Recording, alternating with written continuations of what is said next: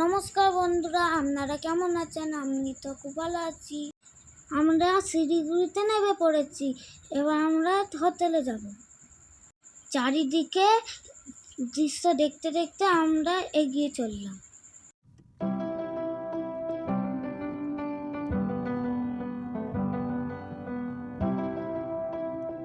আমরা সবাই মিলে যাচ্ছিলাম আর বাইরেগুলো দেখতে খুব সুন্দর লাগছে।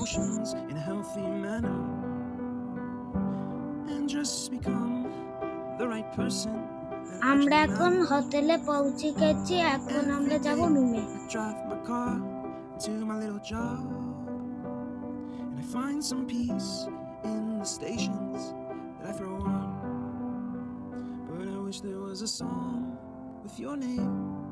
As the title, oh yeah, I wish there was a song with your name.